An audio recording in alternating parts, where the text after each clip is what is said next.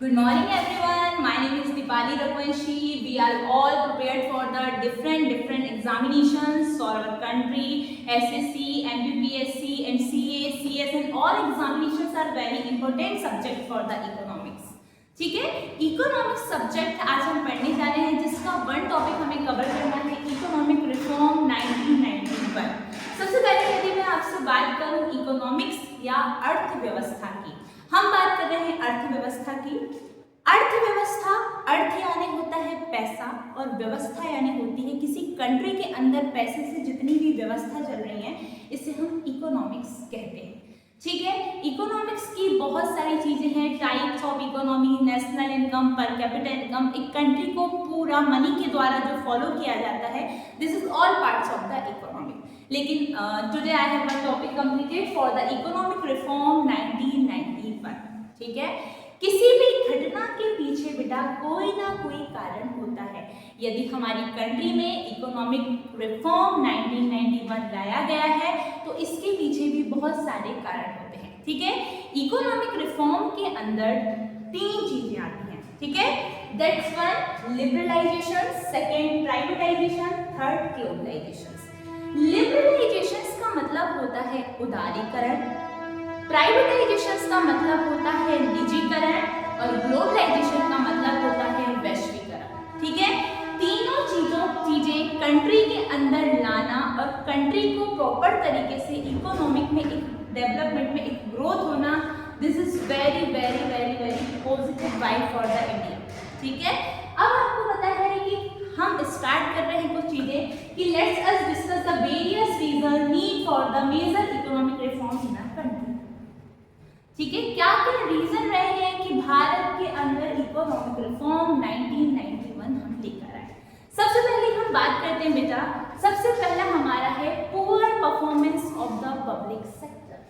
Poor performance of the public sector, public sector की poor performance के कारण हमें लिबरलाइजेशन, प्राइवेटाइजेशन, ग्लोबलाइजेशन, जिसका पहला इंपॉर्टेंट पॉइंट प्राइवेटाइजेशन।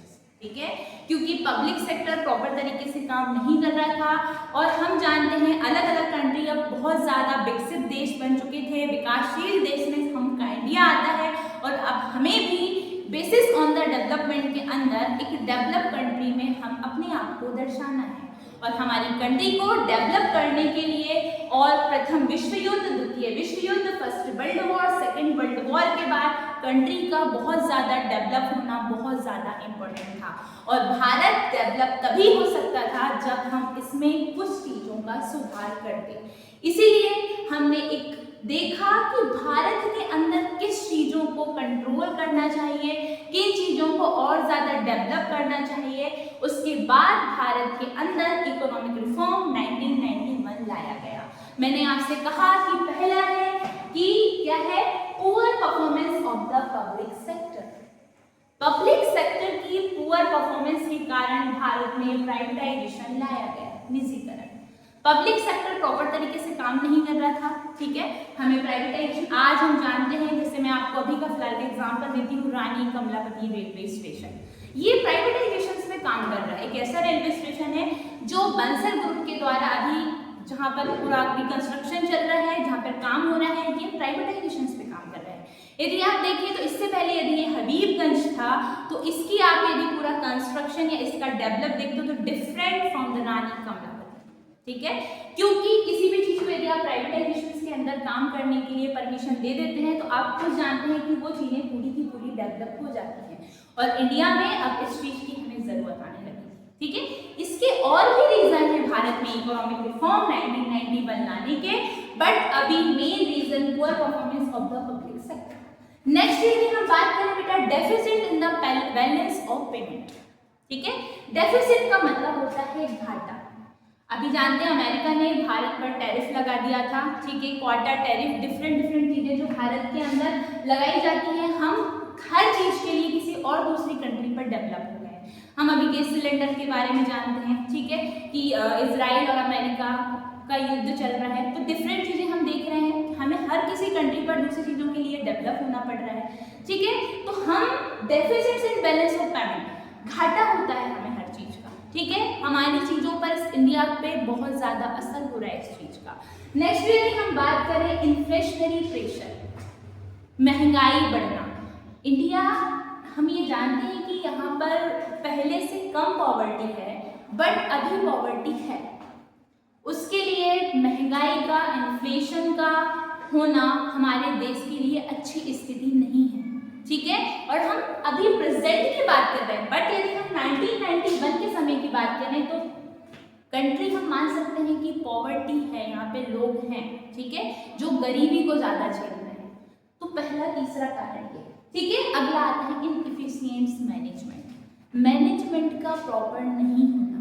इतने रीजन है भारत में इकोनॉमिक रिफॉर्म 1991 को लाने के, ठीक है। अब हम कुछ ऐसी चीजों की बात करते हैं जहां पर ये हमारी कंट्री की मजबूरी बन गई हमारे देश में 3 चीजों को लाने, लिबरलाइजेशन, प्राइवेटाइजेशन और ग्लोबलाइजेशन, ठीक है। दैट्स नॉट मजबूरी, बट ये हम और भी चीजों को टाल सकते थे, बट हमें कुछ चीजों की ऐसी रिक्वायरमेंट पड़ी, हमें लोन की रिक्वायरमेंट पड़ी। और क्या क्राइसिस पड़े 1991 में हमारी कंट्री में? तो crisis of 1991 force India on financial help from IMF and world bank. 1991 के क्राइसिस में इंडिया को फाइनेंशियल हेल्प की जरूरत थी, जिसकी वजह से हमें IMF और वर्ल्ड बैंक से लोन लेना था, ठीक है।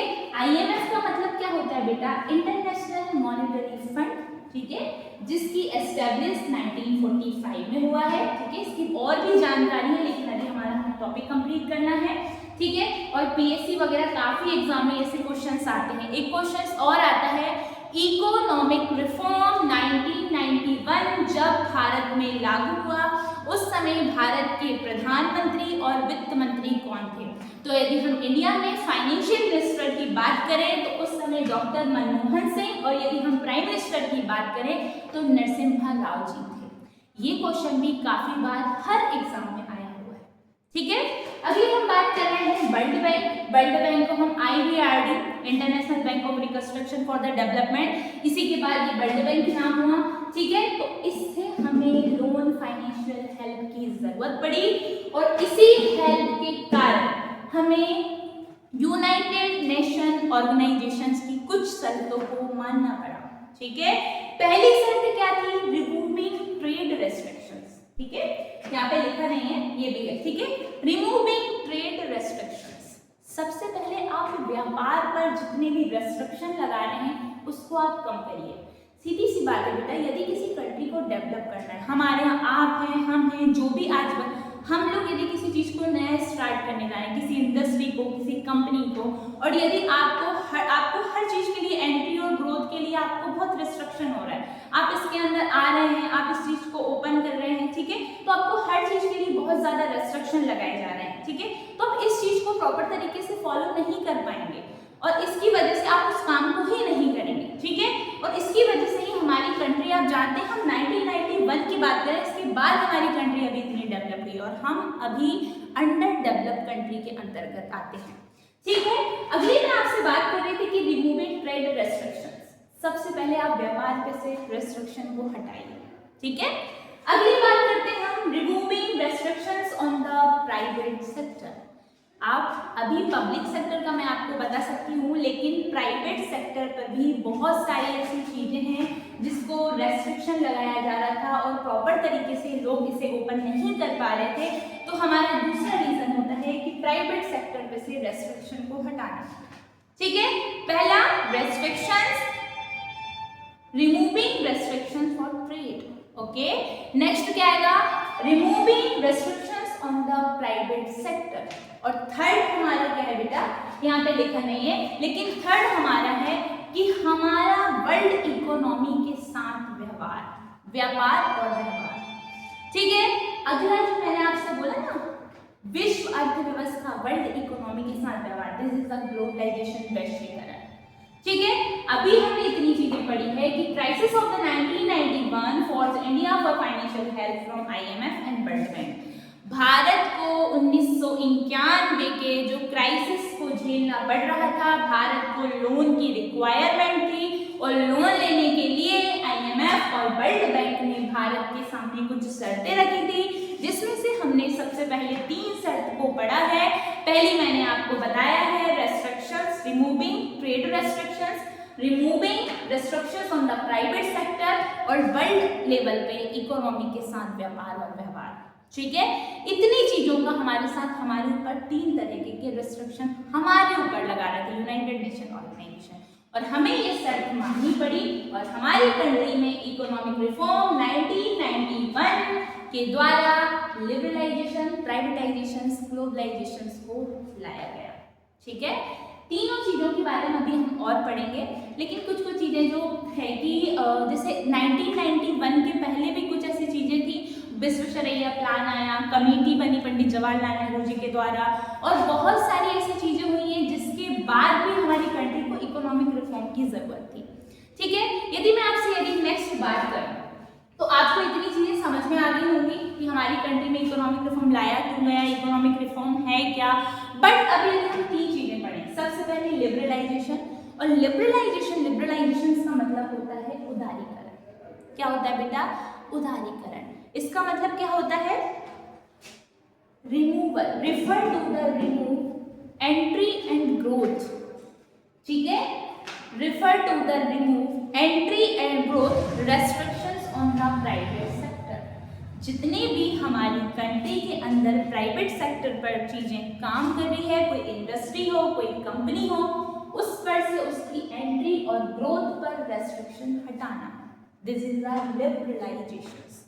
ठीक है, नेक्स्ट यदि मैं आपसे बात करूं, ध्यान रखिएगा इस चीज को। ठीक है, क्या होता है कि अभी तो लगभग 5 से ऐसी 6 चीजें हैं जिस पर हमें अभी लाइसेंस की, हैजार्ड केमिकल, और आप जान सकते हैं वाइन। ठीक है, और जो आर्मी वेपन्स वगैरह होते हैं, इन सब चीज़ों पे अभी हमें रेस्ट्रिक्शन लगाते हैं, क्योंकि कुछ चीज़ों पे लगाना बहुत ज़्यादा ज़रूरी है हमारी कंट्री में। बट बहुत सारी चीज़ों की जिससे जो हमें हमारी कंट्री को डेवलप बनाने के लिए रोका जा रहा था, उसमें से रेस्ट्रिक्शन हटा दिए गए इसके बाद। ठीक है, अगली मैं आपसे बात करूँ प्राइवेटाइजेशन, निजीकरण। जितनी भी गवर्नमेंट की चीज़ें हैं उनको आप खरीदो मत, लेकिन आप उस पर काम कर सकते हैं। प्राइवेटाइजेशन, रानी कमलापति। ठीक है, इसका मतलब क्या है? Refer to the transfer of ownership and the management public sector to private sector. Ownership और मैनेजमेंट आप पब्लिक सेक्टर का किसको दे दें? प्राइवेट सेक्टर को। Example for Rani Kamlapati railway station. ठीक है, इससे आपकी वाकई में कंट्री डेवलप होगी। आज हम देख सकते हैं जाके रानी कमलापति। ठीक है, अगली मैं आपसे यदि बात करूं ग्लोबलाइजेशन, वैश्वीकरण। याद रखिएगा, ग्लोबलाइजेशन, ग्लोब जानते हैं आप? विश्व, यानी विश्व के साथ हमारी पहचान। वर्ल्ड लेवल पे अभी हमारे यहाँ नरेंद्र मोदी जी इजराइल गए थे, अलग अलग कंट्री में वो विजिट करते हैं। ठीक है, ये से हम ग्लोबलाइजेशन बोल सकते हैं। बट क्या रीजन है? क्या घूमने के लिए जाना है वहां पर ग्लोबलाइजेशन? नो। ठीक है, वहां की टेक्नोलॉजी को जानना। आप अगली किसी कंट्री में जाकर वहाँ की हाई लेवल की टेक्नोलॉजी को सीख कर आए, उसी टेक्नोलॉजी को आप अपनी कंट्री में फॉलो करें। ठीक है, दिस इज अ ग्लोबलाइजेशन, यानी वैश्वीकरण। ठीक है, इसी को हम क्या कहते हैं? वैश्वीकरण या ग्लोबलाइजेशन। ठीक है, इतना सारी चीजें इकोनॉमिक रिफॉर्म 1991 के अंदर हमने पढ़ी है, और आई होप कि आपको ये समझ में आया होगा। जो बीएससी के ज़्यादा क्वेश्चंस मैं आपको बता चुकी हूँ कि जो 2-3 बार आए हैं डिफरेंट टाइप के एग्जामिनेशंस, कि इकोनॉमिक रिफॉर्म 1991 में प्राइम मिनिस्टर कौन थे, फाइनेंस मिनिस्टर कौन थे। ठीक है, तो याद रखिएगा doctor Manmohan Singh, and next जो प्राइम मिनिस्टर नरसिम्हा राव। ठीक है, और हमारी कंट्री में this very important reform for developing Indian economy. ठीक है, थैंक यू सो मच।